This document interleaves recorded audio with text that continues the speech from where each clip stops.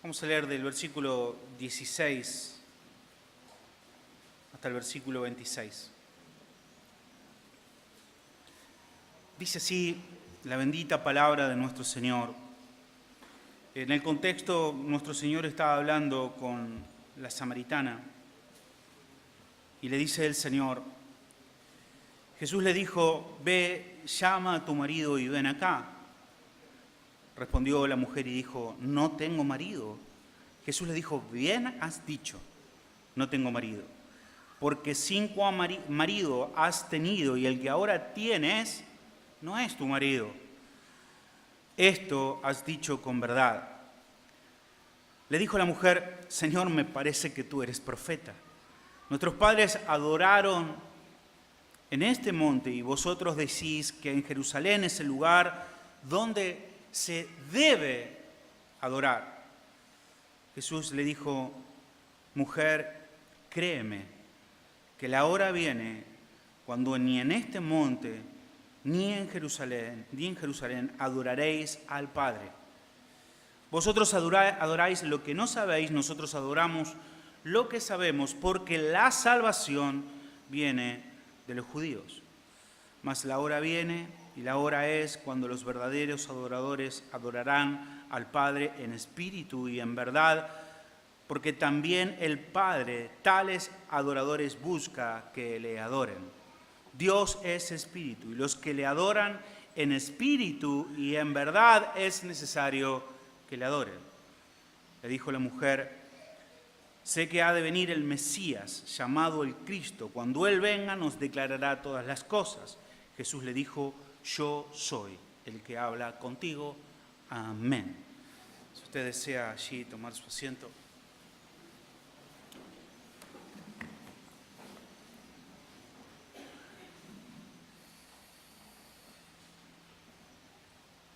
Este no va a ser un mensaje expositivo, no voy a exponer el texto expositivamente.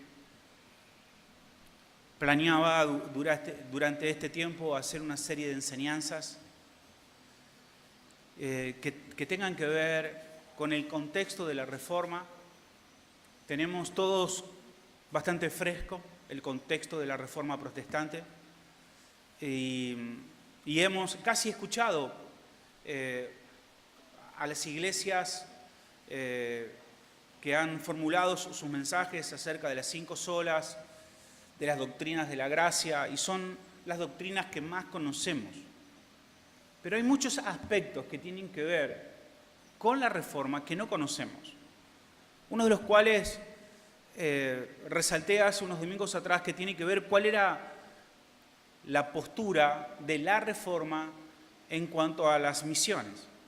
O sea, ¿cuánto aportaron a las misiones el movimiento de la Reforma? Y hablamos acerca de eso y creo que fue uno de los domingos pasados que terminamos a hablar acerca de la Gran Comisión y en el contexto de la Reforma. Y tengo hoy el desafío de poderles hablar a ustedes acerca de la adoración y quizás más precisamente de la liturgia de la Iglesia comprendida desde el contexto de la Reforma. Cómo los reformadores vieron la adoración en un culto, cómo fue el culto, si de alguna manera los reformadores hablaron, meditaron o escribieron acerca de cómo debía adorarse a Dios en un culto público. Eso es la liturgia. Cuando hablamos de liturgia, hablamos de lo que se hace en público. ¿Qué es la liturgia? Por ejemplo, nosotros tenemos un tipo de liturgia dentro de esta iglesia. Por ejemplo, decir, no sé si es exactamente así porque no sé bien cómo lo formula nuestro hermano Adrián, pero decir, por ejemplo, cantamos 3 coritos y 2 alabanzas y eso es la liturgia, es cómo adoramos a Dios de una forma pública. No es igual en todo lugar, pero la pregunta es si hay normas bíblicas que establecen cuál debe ser nuestra adoración. ¿Qué cosas son adoración y qué cosas no son parte de la adoración? Y es un desafío que voy a intentar hoy de alcanzar por medio de algunos textos bíblicos, aunque el texto de Juan nos pone en la situación de entender la adoración como algo central dentro de la vida cristiana, y sobre el final voy a cerrar quizás hablando sobre este pasaje, pero en medio de esto voy a citar algunos otros versículos y quiero que veamos un contexto histórico de lo que es la adoración y cuál era la situación de los reformadores en cuanto a esto. Hay preguntas que todos quisiéramos saber las respuestas, y precisamente es ¿qué es adoración? Hay un contexto más amplio. Todos entendemos que adoración no se resume en una canción, en un culto, que adoración es mucho más que cantar, que es mucho más que un tipo de género. Adoración tiene que ver cómo vivimos. Pero dentro de lo que queremos responder, o de lo que quiero responder hoy, la pregunta es, ¿qué es parte de la adoración dentro de una reunión? O sea, ¿qué se debe hacer en la reunión y qué cosas no se deben hacer? ¿Silbar es adorar a Dios? ¿Ustedes han estado en reuniones donde las personas silban? Esto es verdad, o sea, usted sabe que yo he visto que obviamente la adoración muchas veces forma parte del sincretismo de las culturas. Y cuando la gente se convierte, a veces trae sus formas de adoración dentro de la religión, ¿no? Entonces, o sea, hay una forma de adorar a los ídolos paganos, por decir que yo, el fútbol. El fútbol es un ídolo, ¿o no? ¿O no? O muchos no se inclinan y... Ok. Y ese ídolo tiene una forma de adoración. Las trompetas, los silbidos, los cánticos, tiene toda una cultura, una forma de adoración. Y a veces muchas personas cuando se convierten creen que esa misma adoración que tenían en la cancha con sus ídolos es la misma adoración que ahora agrada a Dios. Entonces nos encontramos, yo he encontrado las mismas cornetas de las canchas dentro de las reuniones. Hacer sonar las trompetas, silbar, no sé, yo solo lo vi o alguien más lo vio. ¿Amén? Amén. Entonces, la pregunta es, ¿eso es adorar a Dios? ¿Aplaudir es adorar a Dios? ¿Levantar las manos es adorar a Dios? ¿Es lo que debemos hacer?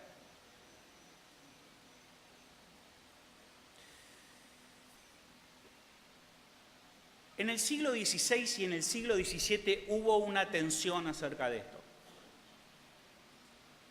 Los primeros cristianos tuvieron conflictos con la forma de adoración dentro de la iglesia. ¿Por qué? Porque se estaban separando de la Iglesia Católica y estaban tratando de purificar las prácticas católicas dentro de la iglesia. Así que escribieron en lo que se conoce como reglas de regulación del culto.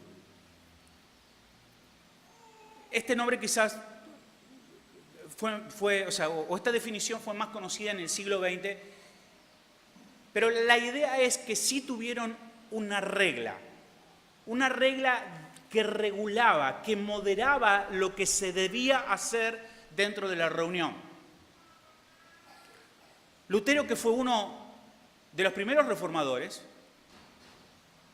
monje él estableció que había un tipo de regulación que él la llamó una regulación de moderación, por decirlo de alguna manera, aunque podríamos utilizar otras palabras. La idea de Lutero era que todo lo que no está expresamente prohibido en las Escrituras está permitido. O sea, que si Dios no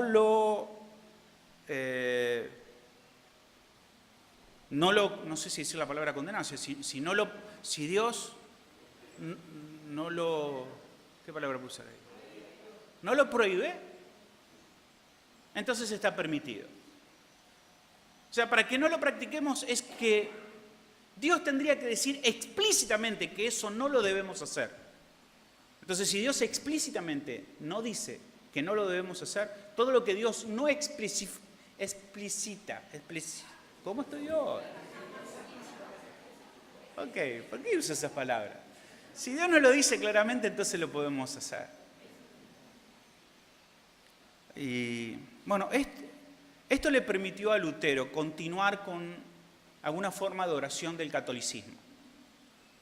Le permitió seguir con los atuendos, le permitió seguir con el bautismo de niños, le permitió seguir con algunas ceremonias, con algunos ritos, porque él entendía que si Dios explícitamente no estaba prohibiendo eso, si Dios no hablaba acerca de eso, entonces todo acerca de lo que Dios no hablaba era permitido hacer.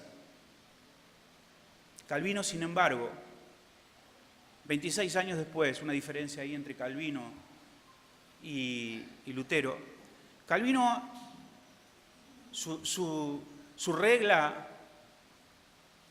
de lo que debía hacerse o no fue el decir, si Dios no habla acerca de una cosa, si Dios explícitamente no dice que eso lo debemos hacer, entonces no lo debemos hacer. A menos que Dios explícitamente nos mande que debemos hacerlo, lo hacemos. Si Dios no dice nada, entonces no debemos hacer acerca de lo que Dios no nos manda que hagamos. ¿Se entendió más o menos? La idea entonces de Lutero es, si Dios no lo dice, entonces hagamos, a menos que Dios lo diga. Y el caso de Calvino es, si Dios no lo dice, entonces no lo debemos hacer, porque Dios no dice que hagamos tal cosa. Así que ese es, si usted quiere leer más acerca de eso, hay mucho escrito, es el principio regulador del culto cristiano. Definiciones, algunas definiciones del Catecismo Menor de Westminster, que habla acerca de la adoración y de alguna manera parafrasea lo que dice 1 Corintios 10:31 y Salmos 73:25, hablando acerca de cuál es el propósito principal de la existencia del hombre. Dice, la finalidad principal de la existencia del hombre es glorificar a Dios y gozar de Él para siempre. Entonces, ¿cuál es el propósito principal de la existencia del hombre? ¿Para qué existimos? Principalmente, ¿para qué existimos? Para glorificar el nombre de Dios y gozarnos de Él para siempre.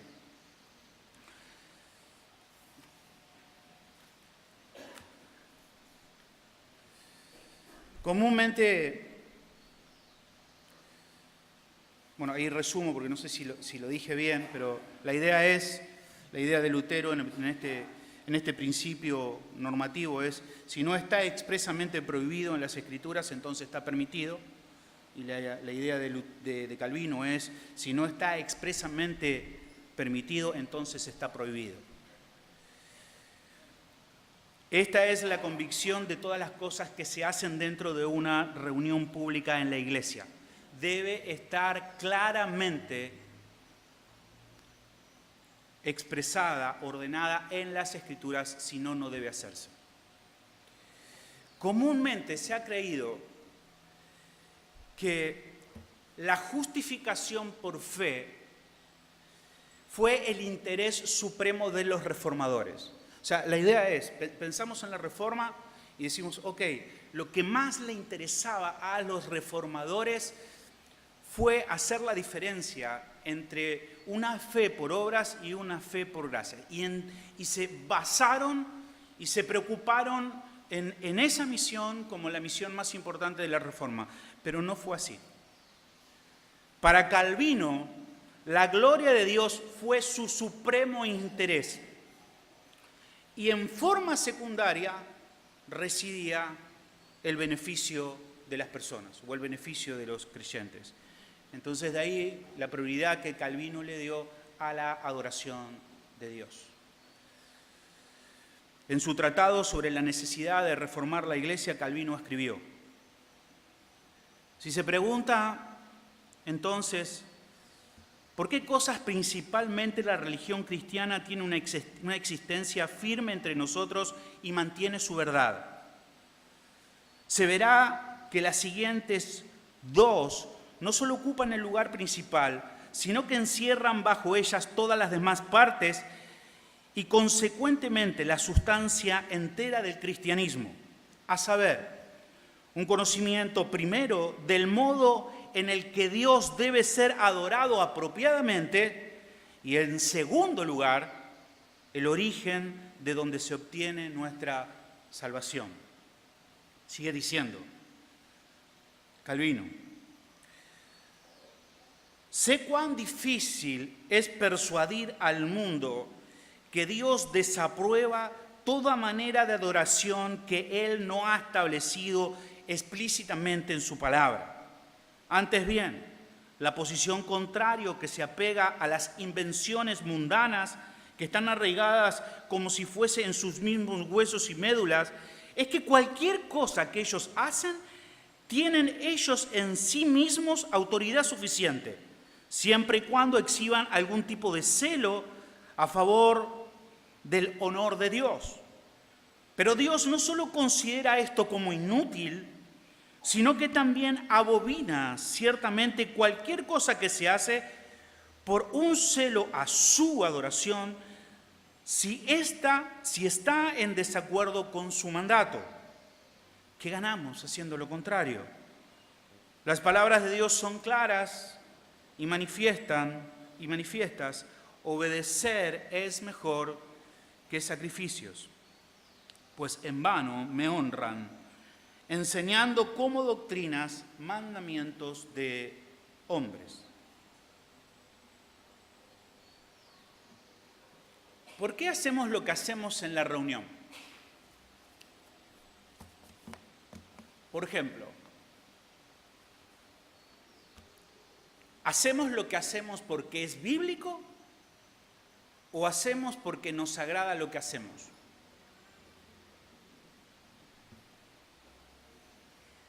¿Hay algún formato bíblico de cómo debe ser una reunión? O sea, ¿la Biblia establece cómo debería efectuarse una reunión en una iglesia? En el Antiguo Testamento hay muchas referencias que habla de coros, de músicos, de sacerdotes, de vestiduras, de celebraciones anuales, de ritos, de sacrificios, de alabanzas, de instrumentos. Pero la pregunta es, ¿qué tan normativo son los eventos de adoración del Antiguo Testamento en el Nuevo Testamento? ¿Qué tanto nos afectan esas normas de adoración a nosotros hoy como una iglesia cristiana? Porque todas estas referencias que aparecen en el Antiguo Testamento escasamente aparecen en el Nuevo Testamento. La pregunta es, ¿deberíamos entrar a la presencia de Dios con cantos, danzas e instrumentos, como lo dice el Salmo 149? ¿Debería ser esa nuestra forma de oración? ¿Deberíamos venir todos con nuestros instrumentos danzando y cantando para entrar a la presencia de Dios? Eso es lo que dice el Salmo 149. ¿O qué cosas están excluidas del Antiguo Testamento en el Nuevo Testamento por el mandamiento de adorar a Dios con temor y reverencia? Hebreos 12, 28. Generalmente los carismáticos, lo que nosotros conocemos como los pentecostales, abren la Biblia, abren el libro de los Salmos y encuentran mandamientos para, por ejemplo, aplaudir, para dar voces de júbilo y danzar, como en el Salmo 35, 27, 47, 1, 149, 3. O sea, tenemos algunos versículos, por ejemplo, que parecieran aprobar una práctica que muchas veces nosotros también la hacemos en nuestra congregación, que es aplaudir en las reuniones. El Salmo 98, 4 dice: cantad alegres a Jehová toda la tierra, levantad la voz y aplaudid y cantad salmos.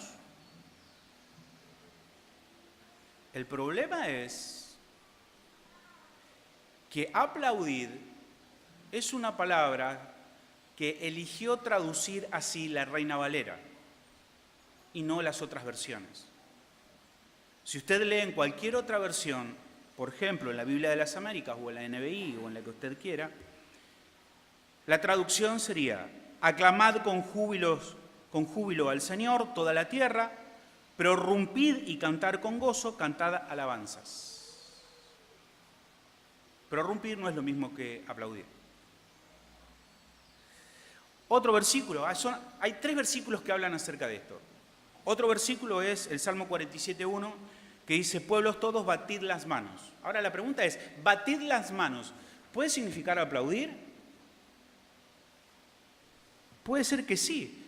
Pero cuando pensamos que aplaudir es una forma de adoración, cuidado, porque en el Antiguo Testamento aplaudir no solo se utilizó para adorar, es más, se utilizó muchas veces para maldecir y para burlarse de otras personas. Todos los eruditos, que por lo menos he leído, creen que ninguno de estos versículos en el Antiguo Testamento exegéticamente nos dan un argumento para que podamos hoy duplicarlo en la iglesia, en el Nuevo Testamento. Por ejemplo, el batir las manos podría ser una señal de maldición o de burla. En Números 24:10 dice: Barak batió sus manos con indignación e ira para recriminar a Balán por haber bendecido al pueblo de Israel en vez de haberlo maldecido. En Lamentaciones 2:15, los enemigos de Jerusalén batieron las palmas de burla y de desprecio ante la destrucción de la ciudad. No hay una sola referencia bíblica que sugiera en el Nuevo Testamento que aquellas personas que se encontraron ante la presencia del Señor tuvieron como reacción el aplaudir. En ninguna parte. Al contrario, Juan, el discípulo amado, nos dice que cuando vio al Señor tal como Él es ahora, dice, y cuando le vi, dice el apóstol Juan en Apocalipsis 1:17, caí como muerto a sus pies. E Isaías dice, el año que murió el rey Usías, vi yo al Señor sentado sobre un trono alto y sublime. Entonces dije, ay de mí que soy muerto, porque siendo hombre inmundo de labios y habitando en medio de un pueblo de labios inmundo, han visto mis ojos al Rey Jehová de los ejércitos. Una de las revelaciones más grandes que encontramos acerca de la oración en el cielo, acerca de la alabanza futura en el Señor, allí en Apocalipsis 5:8 al 14, no vemos en ningún momento personas que estén haciendo palmas o aplausos. Lo único que vemos son personas adorando postradas delante del Señor. Un predicador dijo, este es un principio interesante, él llegó a esta conclusión, dijo, si para Dios algo es importante, te lo dice en su palabra por lo menos una vez. Si es muy importante, por lo menos el Señor te lo va a decir 2 veces en su palabra. Entonces, este predicador tiene este tipo de razonamiento. Él dijo, mira, si el día que yo esté en la presencia del Señor y el Señor me pregunte, ¿por qué aplaudiste? Yo le voy a decir al Señor, mira, Señor, aplaudí porque por lo menos 2 veces en tu palabra o 3 veces en tu palabra aparece la palabra aplaudir. Entonces yo entendí que debía aplaudir. Yo no creo que ese sea un razonamiento válido. Porque eso es simplemente decir, ok, ni siquiera me voy a preocupar cómo debo adorar a Dios.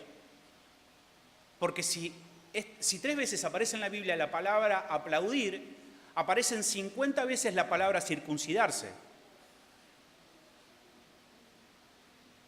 Entonces me voy a circuncidar y le voy a decir, cuando el Señor me diga, ¿por qué te circuncidaste? Le voy a decir, porque aparecía 50 veces en tu palabra, Señor, la palabra circuncisión.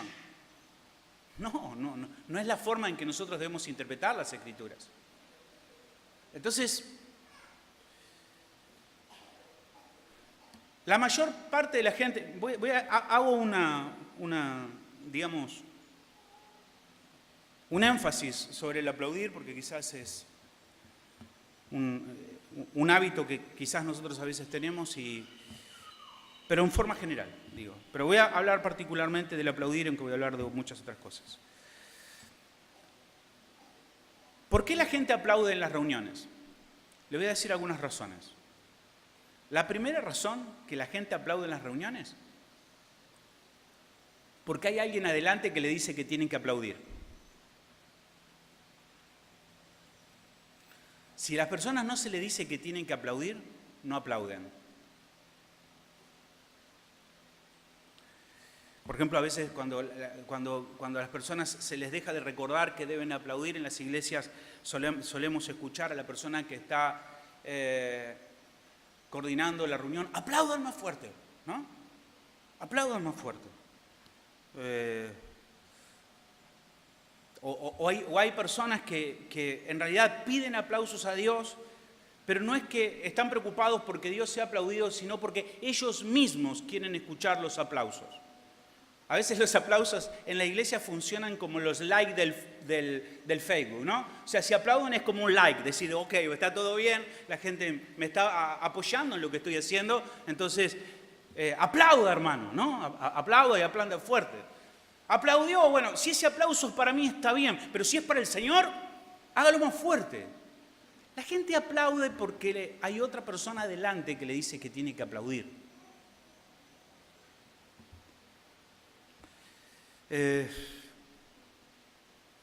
Si vas a hacer algo, hermanos, como un acto de adoración, primero infórmate de la palabra del Señor.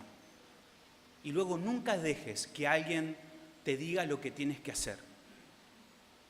O simplemente hacer algo porque alguien te está diciendo que lo hagas, si la Escritura no te informa de ello.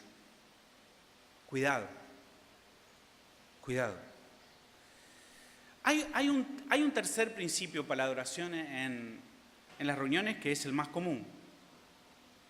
No es el que si la Biblia no dice que no lo debemos hacer, entonces lo hacemos, y no es el que si determinadamente la Biblia no lo informa, entonces no lo debemos hacer, sino hay un tercer principio que es haz lo que te da la gana. O sea, cualquier cosa vale. O sea, es un no principio.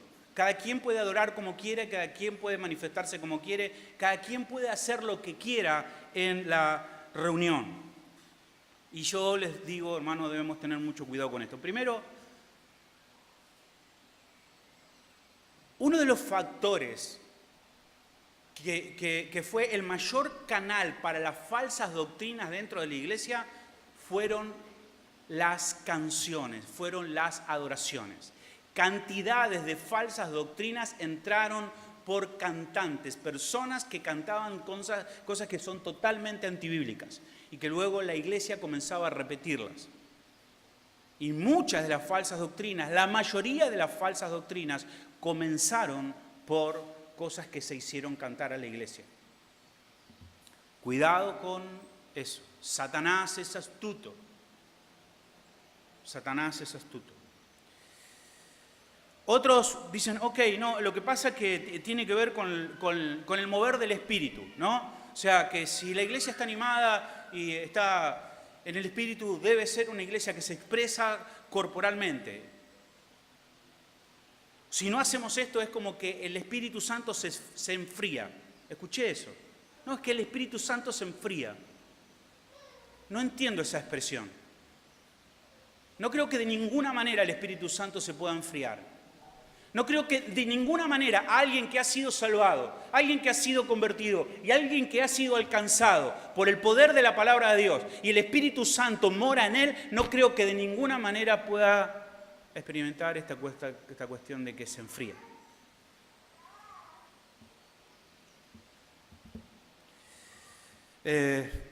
Algunos dicen, bueno, es cultural. Por ejemplo, el aplaudir, bueno, o el hacer tal cosa es cultural, tiene que ver con la cultura, está bien. Bueno, no creo que tampoco deba ser. Yo particularmente soy español, ustedes saben, además de argentino soy español, y por ser español, culturalmente no voy a aplaudir haciendo flamenco. Y le voy a decir, ok, es mi cultura. No, hay una forma de adorar a Dios. Y no es la forma que nosotros pretendemos o queremos.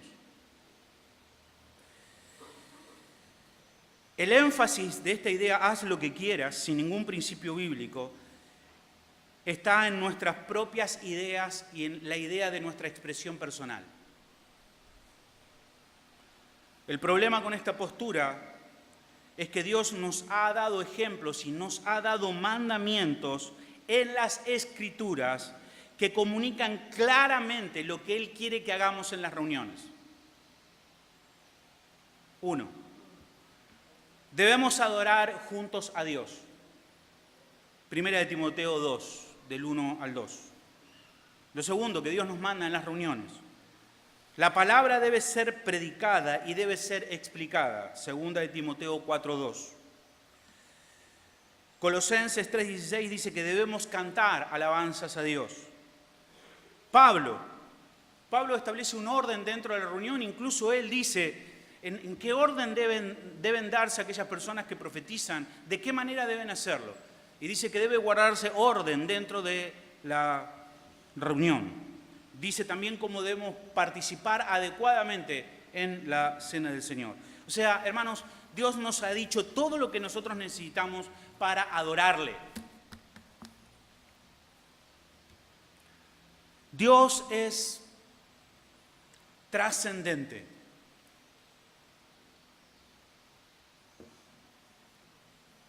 La reverencia en la reunión es comprensible a la luz de quién es Dios. Él es trascendente, Él trasciende, Él excede nuestras ideas, nuestros pensamientos, nuestras opiniones. Él trasciende, o sea, esto quiere decir que Dios es independientemente a su creación. Él puede existir sin su creación, Él puede surgir sin necesidad de ella. Mientras que adoramos a Dios, debemos reconocer que Dios no es como nosotros. Dios no es como yo. A Dios no le gusta lo que a mí me gusta. Él muchas veces decir, ok, esto hago porque a mí me gusta, y si a mí me gusta es algo que necesariamente le tiene que gustar a Dios, es un error.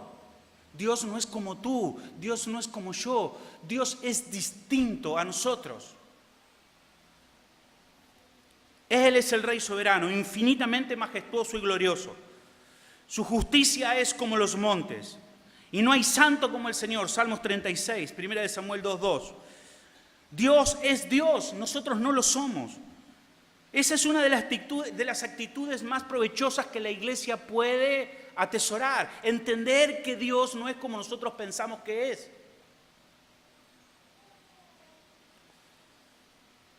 Nuestra respuesta adecuada a la trascendencia de Dios es reverencia, honor y respeto.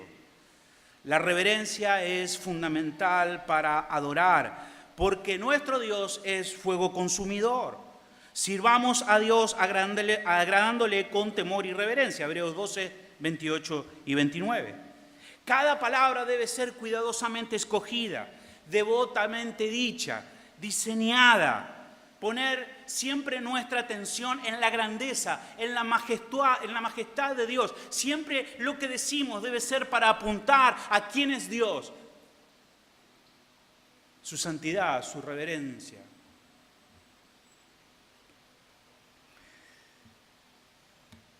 Poner nuestra atención en la majestad y en la trascendencia de Dios. La adoración informal pierde de vista esta verdad. En nuestro sincero deseo de agradar a Dios y que Dios sea más cercano, que sea más como nosotros, nos olvidamos que Dios es totalmente distinto a nosotros.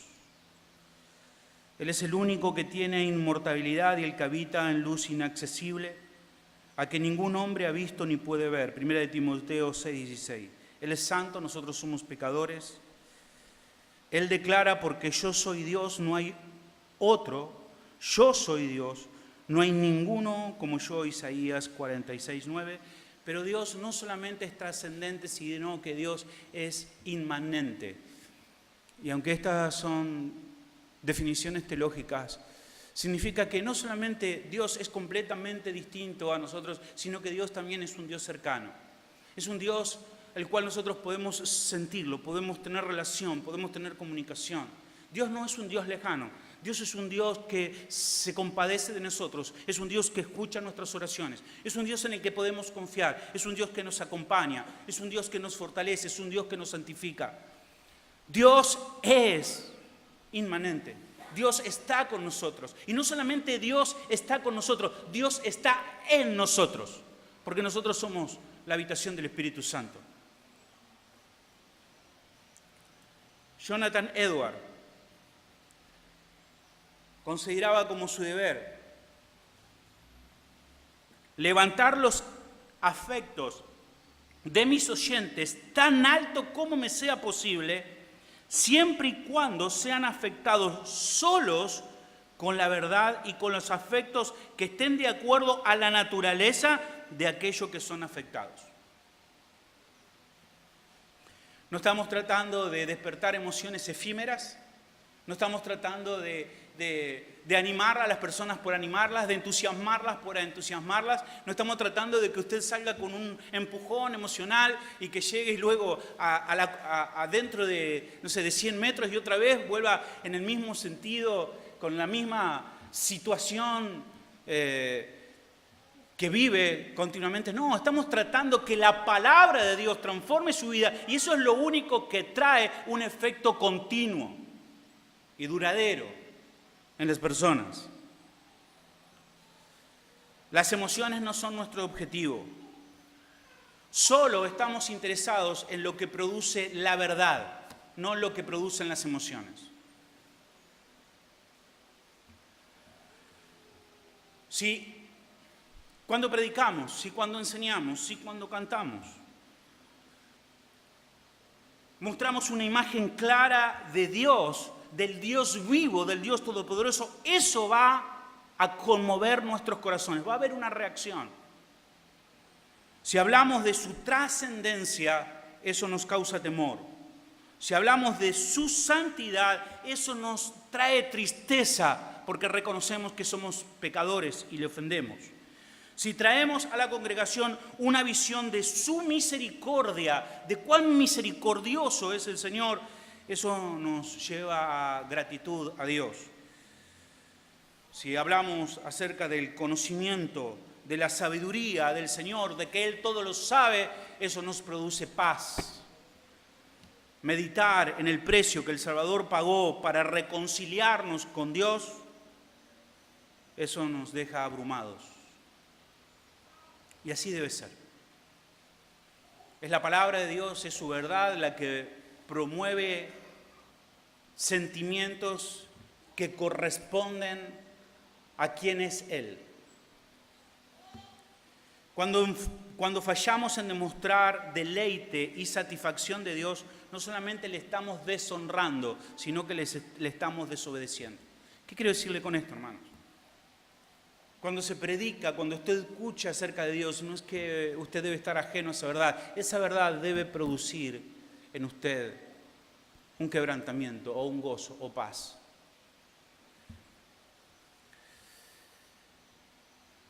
Cuando, por ejemplo, una persona dice,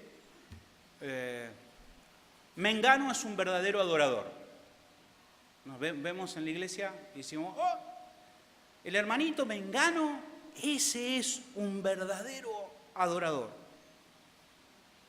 Y generalmente se dice que una persona es un verdadero adorador por lo efusivo que es, por su forma de ser extrovertido. Pero esa expresividad puede ser por varias razones. Uno, puede ser que Mengano sea efusivo por naturaleza, ¿no? Hay personas que son así. Hay personas que ya para saludar hacen, ¿no? O sea, por naturaleza es una persona efusiva. Entonces, es efusiva para saludar, es efusiva para cantar. Es así la persona. Entonces, puede ser que por naturaleza esa persona sea efusiva. Quizás viene de una familia que sea una familia de extrovertidos. Usted va a esa familia y toda la familia es así. Y viene de esa familia. Una vez me contaba un hermano, compañero de Uciel del seminario bíblico chileno, dice que en la iglesia de él, en Chile, había una familia particular. ¿Y por qué particular? Porque cuando llegaba el tiempo de la oración, ellos experimentaban un tipo de temblequeo. Todos ellos, un grupo de familia. O sea, no solamente el papá, la mamá, los hijos. O sea, todos comenzaban a temblar. La iglesia lo llamó la familia de los tembleques. Eran particular, eran así. Era su forma. Así que puede ser, o sea, alguno dirá, wow, tiembla, qué adorador, ¿no? No, puede ser que a la persona le dé frío el cantar, no lo sé, ¿no? Pero eso no hace una diferencia entre un adorador y entre una persona que no es un adorador. Podría estar tratando de llamar la atención. O de impresionar a otros con su espiritualidad. O tal vez está adorando a Dios de una forma particular. Las expresiones físicas no son una señal de adoración bíblica. Hay personas que yo vi que han sido muy demostrativas en sus adoraciones, muy demostrativas. Decir, wow, uno lo veía, decir, wow, esta persona cómo adora, esta persona qué espiritual que es, y sin embargo eran personas que durante el lapso en ese tiempo estaban viviendo en adulterio o en fornicación. Y sin embargo otras personas que quizás no tienen ningún tipo de expresión corporal, son personas que son temerosas del Señor, que conocen la palabra y que son personas que viven bíblicamente. El ver el exterior de una persona en la reunión no necesariamente me va a dar pistas para saber si esa persona es espiritual o no. Ni tampoco necesito saber lo que esa persona siente o lo que está en su corazón. Me basta con ver cómo vive. Por sus frutos os conoceréis. ¿Cuánta expresión física es demasiado? Voy terminando. ¿Debemos animar a las personas a que canten o algo como si fuéramos porristas? Dame la A, dame la B, canten, griten. Una expresión de júbilo, un grito de guerra. Ese nunca me salió. Era como, no sé cómo era. ¡Oh, denle un grito de guerra! ¡Ah! No sabía cómo hacerlo. De recuerdos. Hay expresiones físicas que son como demasiado, ¿no? Es demasiado. Como muy personal, ¿no? Nosotros debemos dirigir nuestra atención hacia Dios y hacia el Evangelio. No ayudamos en nada diciéndole a las personas que tienen que cantar más fuerte, decir, hermanos, vamos a celebrar. Canten con ganas, hermanos. Nuestra meta es dirigir sus miradas hacia la gloria de Dios en Cristo. Si motivamos a nuestra iglesia a ser simplemente superficial, a ser simplemente expresivos, a ser simplemente entusiastas por el simple hecho de ser entusiasta, no solamente eso los va a alejar de la adoración verdadera, sino que va a ser un estorbo para su crecimiento. Las expresiones deben ser naturales. O sea, yo me río cuando algo me causa gracia. Me entristezco cuando alguien está pasando por una situación delicada. Si mi esposa me va a abrazar, yo estiro los brazos. O sea, nadie me tiene que decir cómo reaccionar. Nadie me tiene que decir, tú te tienes que reír cuando es algo gracioso. Es algo natural. Nadie le tiene que decir a usted si tiene que aplaudir, saltar o cantar. No, es la palabra la que va a producir en usted lo que debe producir, sin que nadie lo manipule.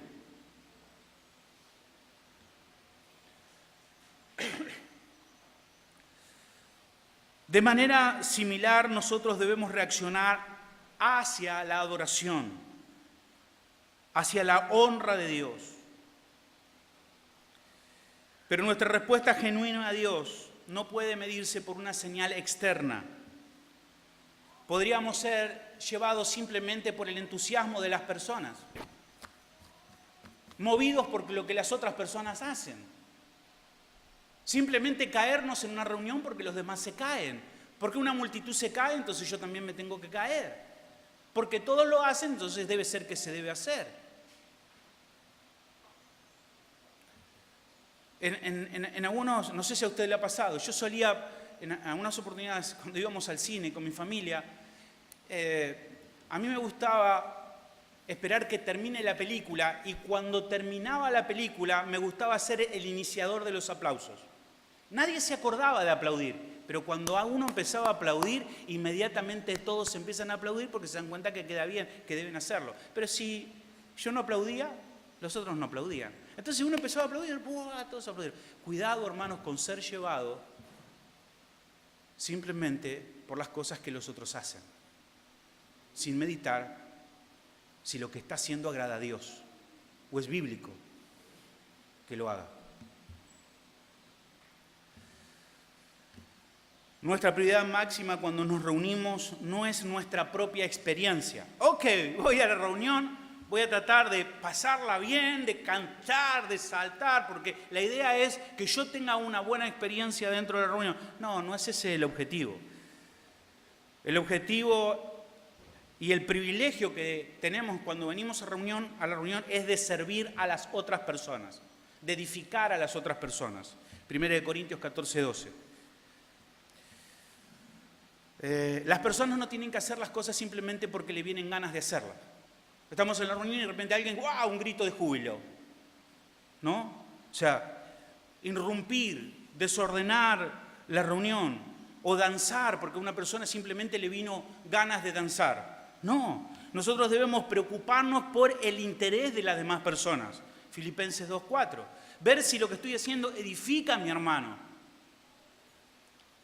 Hay expresiones, incluso expresiones físicas de adoración que son inadecuadas. Hace algunos años atrás, cuando estábamos en la iglesia, teníamos un hermano que tenía un tipo de adoración muy particular, ¿no? No voy a decir el nombre porque algunos hermanos por ahí lo recuerdan, pero seguramente lo van a recordar, porque en la reunión él era muy particular. Él tenía un tipo de adoración tipo Jackie Chan, ¿no? Hacía una especie de combate, algunos se acuerdan, ¿sí?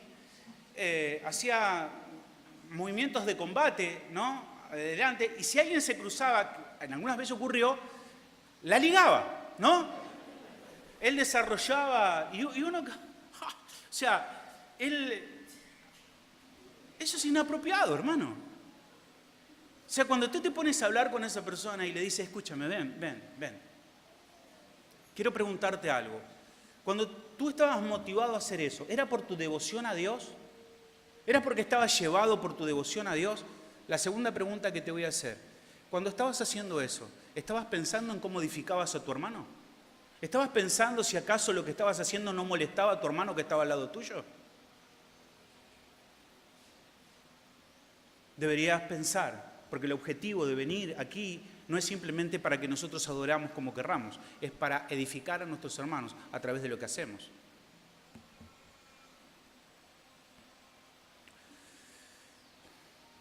Dios debe ser honrado por todo lo que sentimos y por todo lo que hacemos. si no consideramos el efecto de lo que hacemos sobre las demás personas, es pecado. Hebreos 10, 24 y 25. Pablo dice que cuando nos reunamos, hágase todo para edificación. 1 Corintios 14, 26. Todo lo que hacemos debe ser para edificación de nuestros hermanos. Si lo que haces no es para edificación de tu hermano, no lo hagas. Y mucho menos si es algo que perturba a tu hermano o que molesta a tu hermano. La iglesia no es el lugar para hacerlo.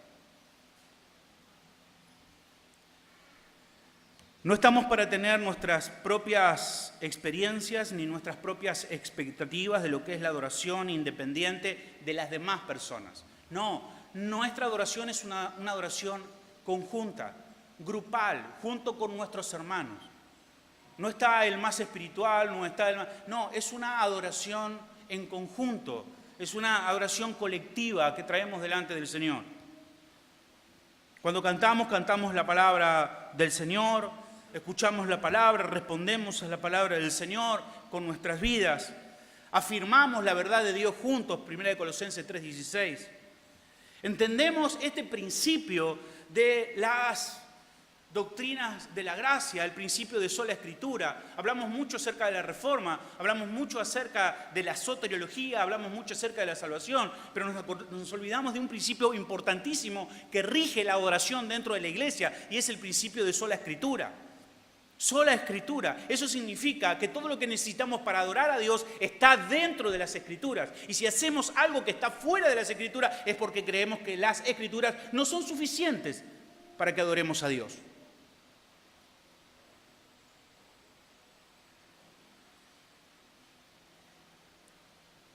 Calvino, cito Calvino, pues, hablando en este contexto, él habla de la idolatría y la superstición.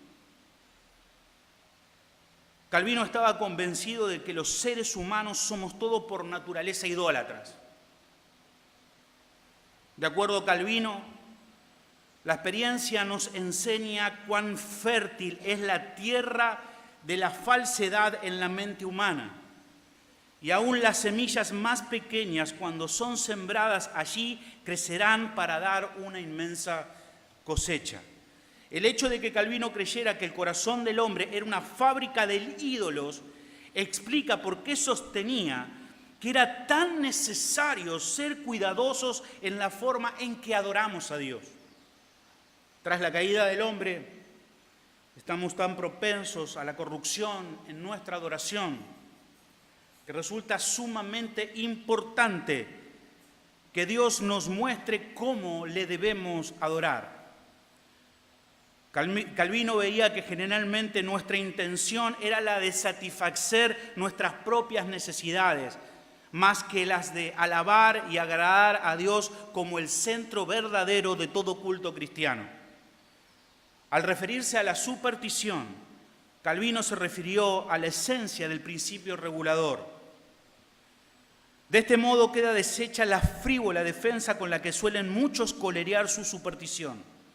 Piensan que para servir a Dios basta cualquier deseo de religión, aunque sea desordenado, pero no advierten que la verdadera religión se debe conformar a la voluntad de Dios como una regla que jamás se fuerce, y que Dios siempre permanece en su ser del mismo modo, y que no es un fantasma que se transfigura según el deseo o el capricho de cada cual.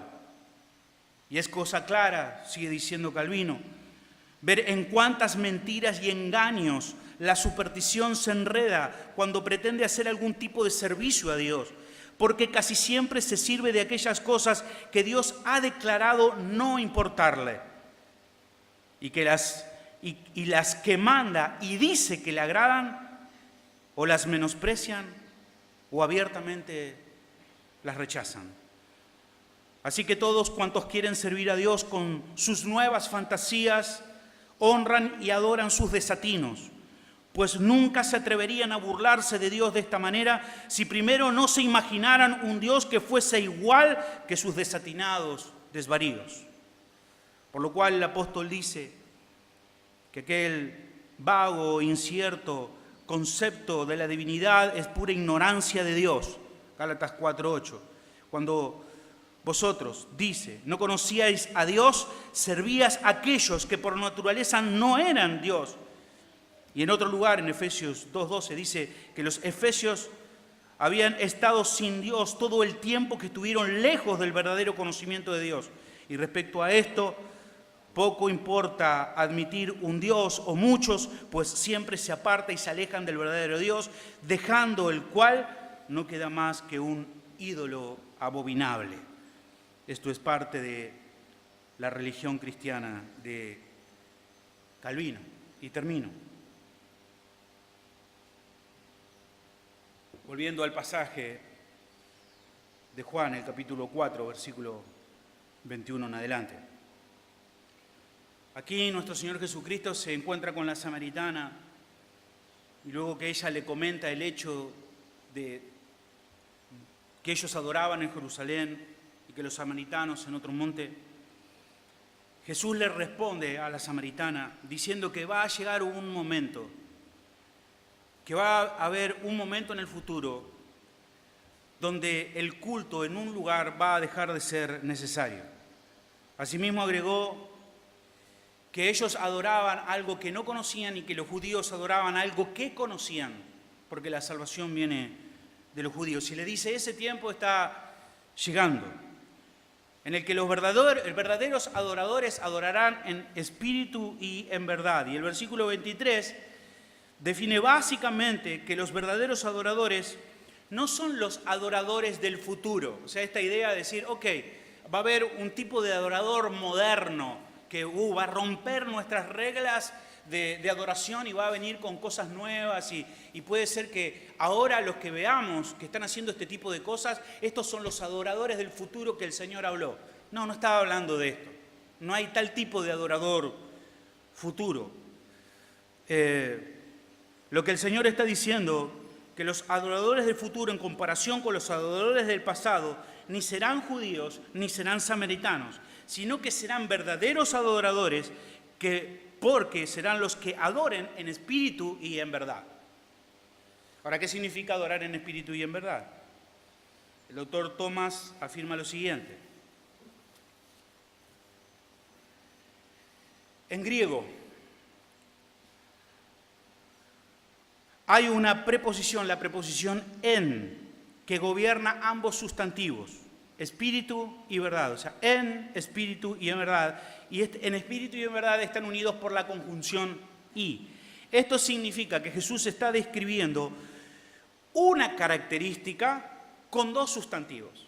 No es que hay adoradores que son en verdad y que hay adoradores que son en el espíritu. Entonces, los más efusivos, esos son los adoradores del espíritu. Y los que son más serios, esos son adoradores de verdad. No, es una sola característica. La característica está seguida por dos sustantivos, en espíritu y en verdad, que es lo que define a la palabra. O sea, podríamos traducir la frase como verdaderamente espiritual. Por lo tanto, ¿qué es la adoración? Bueno, definitivamente la adoración es algo espiritual. Es espiritual en todo aspecto. En su origen, el mediador, el sujeto, la base, el método, surge del espíritu, con E minúscula, del adorador y no solo de sus labios. Segundo, solo es posible desde una persona nacida de nuevo. En espíritu en verdad significa que alguien que es inconverso no puede adorar a Dios. Solo aquellas personas que son verdaderos creyentes pueden adorar a Dios en espíritu y en verdad. Si tú no has sido alcanzado por el Evangelio, nunca podrás adorar a Dios. Es necesario que tú escuches el Evangelio, que respondas al llamado del Evangelio, que entiendas que estás perdido o perdida y que necesitas un Salvador y que Cristo, quien es tu sustituto, quien ha venido a este mundo, ha vivido una vida perfecta, ha muerto y ha resucitado, Él es tu Salvador. Y una vez que tú entiendas y respondas a esto con fe y arrepentimiento y Dios haga una obra en ti, entonces podrás adorar en espíritu y en verdad. Aquellos que no son cristianos no pueden tener este tipo de adoración, porque la adoración es un acto espiritual. O sea, tú puedes hacer cuanta pantomima quieras. Lo importante es entender lo que sí significa adorar a Dios. Ok.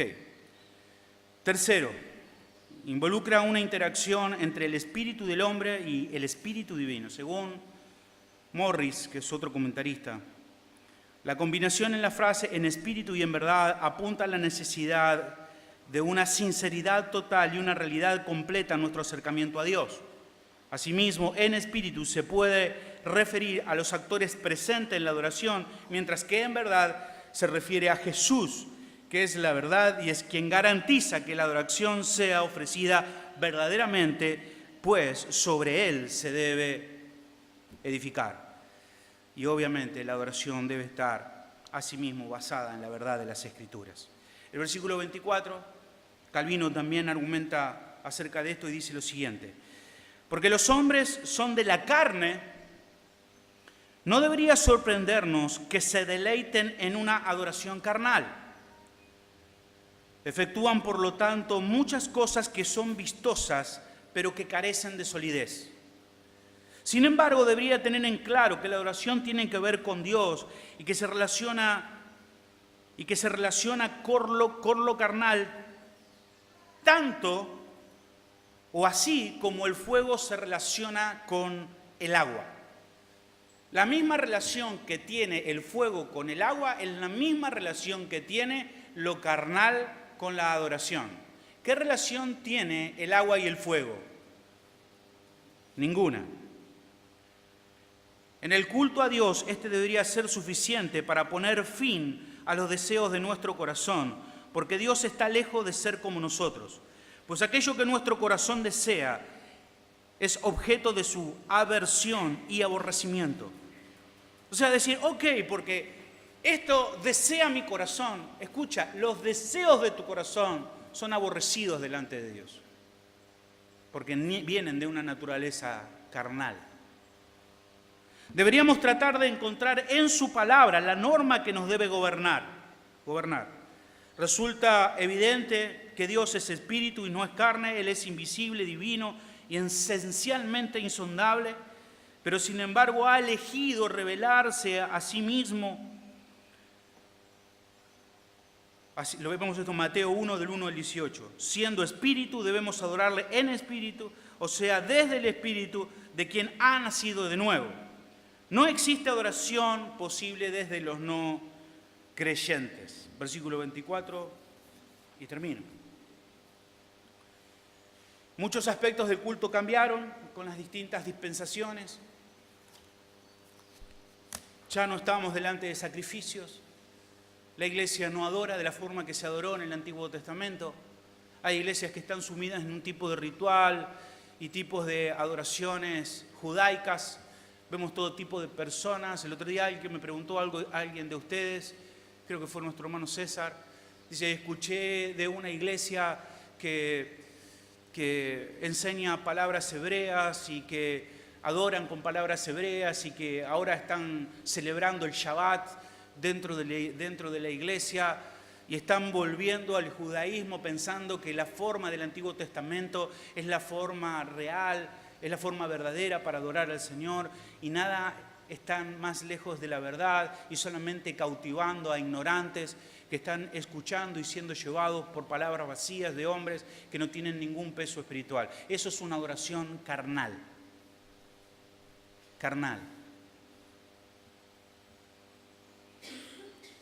Pues debe ser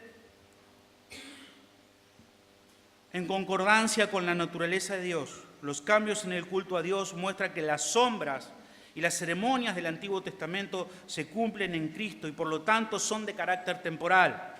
Nuestro culto y todos los elementos de nuestra adoración debe surgir de la voluntad de Dios y de su palabra y no de nuestras mentes. Nuestra adoración debe ser fiel a la naturaleza de nuestro Dios y por lo tanto debe ser hecha en espíritu y en verdad. Y volviendo y cerrando, y entendiendo el contexto de la Reforma, hermanos, no debemos recordar solo las doctrinas de la gracia para entender que nos han diferenciado esta de los católicos. Las doctrinas de la gracia no solamente nos llevan a entender que nuestra salvación es por pura gracia, sino nos hace comprender que nuestro Dios es un Dios distinto a nosotros, que es un Dios totalmente que nos trasciende, que no es un Dios que tiene nuestros mismos deseos y nuestra misma complacencia. Y el mismo Dios que nos ha salvado, Él nos ha dado las Escrituras, que ellas son suficientes para enseñarnos cómo debemos adorar. Todo lo que no está expresamente enseñado en las Escrituras no se debe hacer. Porque las Escrituras son suficientes para capacitarnos, para hacer todo lo que debamos hacer. Y si no está en las Escrituras, entonces no se debe hacer. Y siempre entendiendo que cuando venimos a la iglesia, venimos con el deseo y con la meta de edificar a nuestros hermanos. Así que cuando tú planeas algo, en virtud de poder adorar a Dios en medio de un culto público, en medio de la iglesia, pregunta si lo que vas a hacer va a edificar al hermano que tú tienes al lado. Si no edifica, no lo hagas. Si no es algo que surge espontáneamente de una verdad bíblica, si esas lágrimas que son derramadas no es porque ha sido correctamente presentada y explicado el sacrificio de nuestro Señor Jesucristo a favor de nuestro pecado, si no es la verdad de Dios la que parte el corazón y la que hace fluir lágrimas, si solo son arengas de hombres, entonces esa adoración es carnal y aborrecida por Dios. Es la palabra la que debe gobernarnos y es la palabra la que debe producir correctos sentimientos consonantes a quién es nuestro Dios.